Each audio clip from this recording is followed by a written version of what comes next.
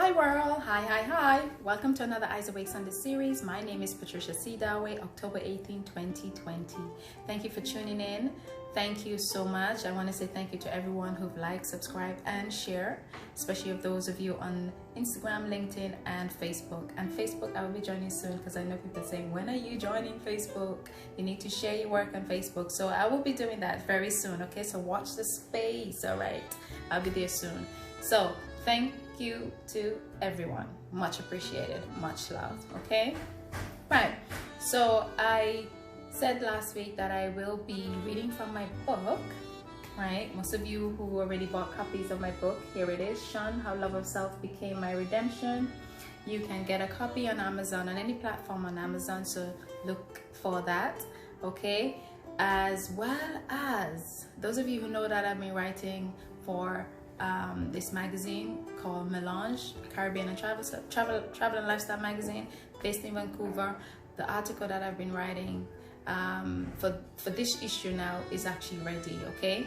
Last issue was in July 2020. This issue, because it's quarterly, is now available and ready for October 2020. Check the links below. I'll have both July and October, so those of you who missed July, you'll still see the link for July's, and then you will have access to the quarterly issue that's now available for October. Okay, so check out what I've written about this time. Okay, so this week I said, yes, we're gonna read from the book, but I will do that. But just before I do that, I want to let you in on something. Would you believe it? My first poem was actually written when I was about 14, 15, I think. Well, to be more precise, I was in 4th form, Montserrat Secondary School.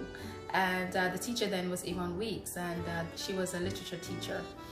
And listen, there was a national poetry competition that was taking place then at the time.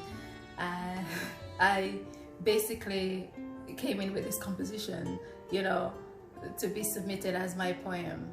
You know, seriously? So, that was so funny then.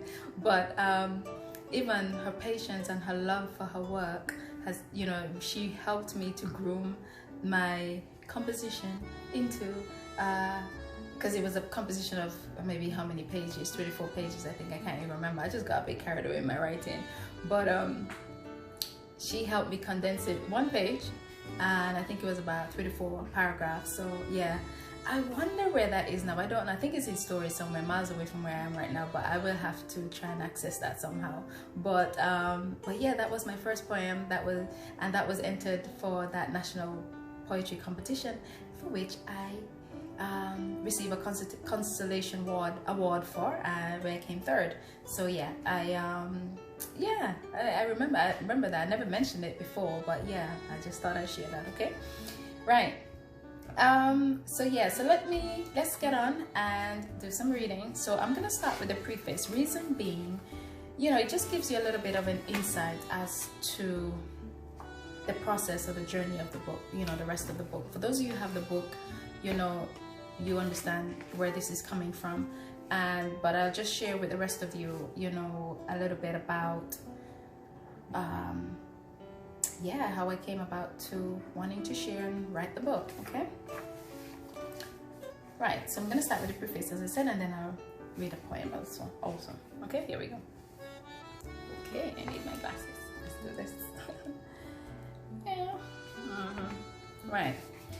It got to a point in my life when I thought I didn't have anything to offer, but the highs and lows of my career path were my only constant buffer. I was raised by my grandmother. Though I grew up without a mother and a father, I was raised by my virtuous grandmother, who departed from my life at a time I wasn't actually prepared for. Growing up was tough. In the eyes of many, I wasn't expected to be much. I decided to prove them wrong from early as my primary school playground. But as my youthful days and best years quickly got rough, a minute part of me couldn't help questioning whose words I should trust. Although my circumstances didn't always look favorable, my only hope was knowing God was always able. During the early stages of adulthood, I realized I had a lot of issues that plagued on the inside since childhood. It took what seems like years of reconstructive surgery to work through them, and love of self to pardon them. In the midst of my quest for happiness and love, And as broken and dejected as I was, consciously I worked on myself, mentally, emotionally, and spiritually. The process took a very long time, but I took that time to understand, know, and appreciate loving me. The determining factor was I could not give up on the goddess in me. I'm saying this to say that the things we may desire most in our lives often comes with a price. But if we're going to choose to stand for something, be that reflection, there's no need to think twice. There will even come a time when you may have to walk some journeys alone. But I'm here to tell you, don't lose sight of the lane that's your own. We were made to create life. So whatever we do, or whatever we say, or not do or say, is our contribution, our experiences that may impact someone someday. Sometimes fear alone or numerous factors tend to hinder our dreams and desires. However, we've got to understand that we are our only true salvation, with the power to choose and be that of God's creation. So, in spite of my arduous journey, I couldn't dare give up even when I grew weary. It's been my hope to understand the purpose of this journey. For this I disclose to be my life story. Now I can exhale and live as intended, as what I believe to be God's master plan is being creatively orchestrated. I give utmost praise and gratefulness today to the Most High Elohim for never giving up on loving me. And that's the preface. And just, that was the insight of, the journey and, the resilience I had in not giving up and just pushing no matter what. So yeah, I thought, to share that. So the next poem I'm going to read is Love Knows You. And the reason why I want to share that is because I experienced that. I had to understand that. I had to, understand being myself is actually being love itself. And that meant a lot to me in understanding that. And also, for me, being self is, was something that was always important. I never liked, following others or,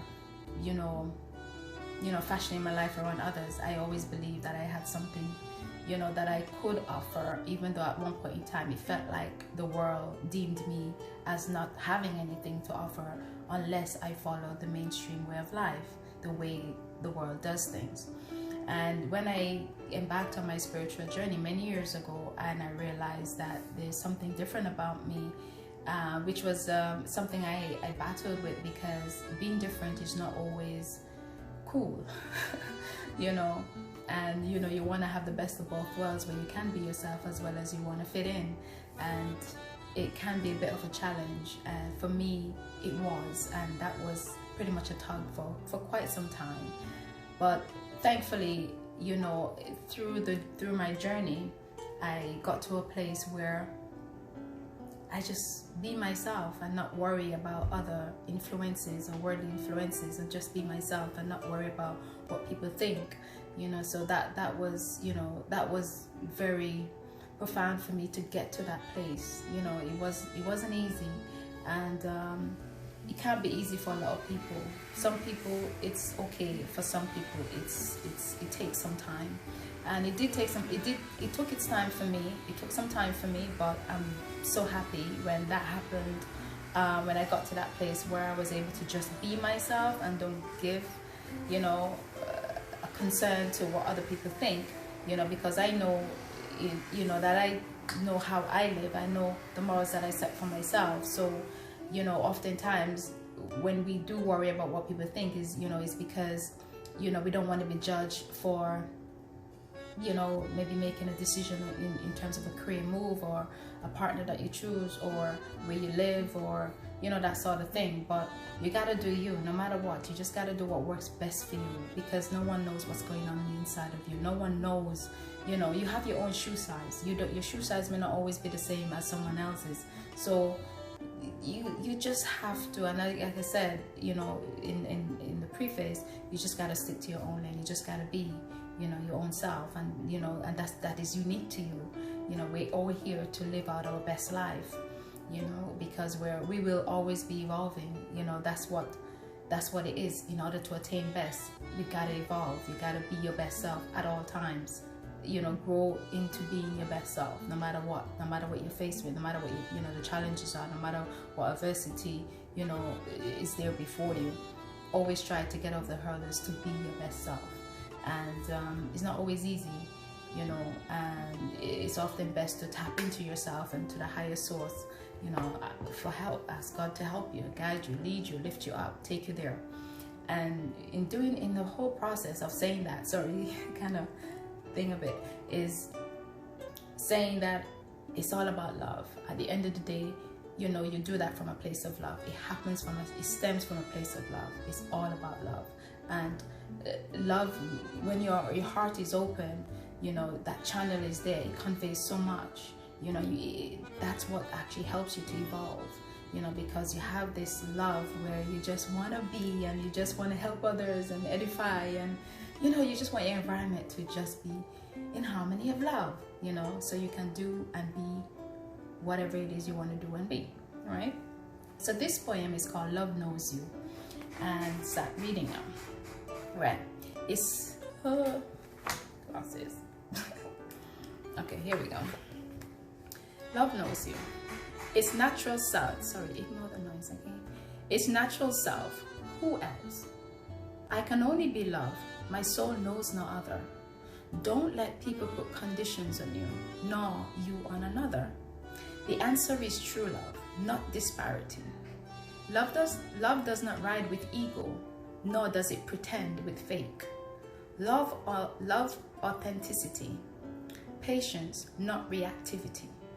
Bearing the characteristics of true love, you can only be in accordance thereof. So that's a short poem on Love Knows You.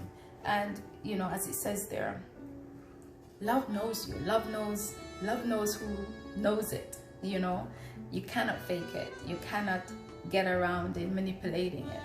Love is just too pure for that. It's too authentic. And you know, so, and just bearing the characteristics of true love, you know, you can only be in accordance thereof, as it says.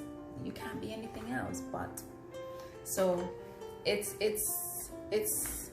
so cool. It's just so important just to be yourself and just to be loved. And it's a beautiful place to be in love with life, nature, everything. People, you know, just love.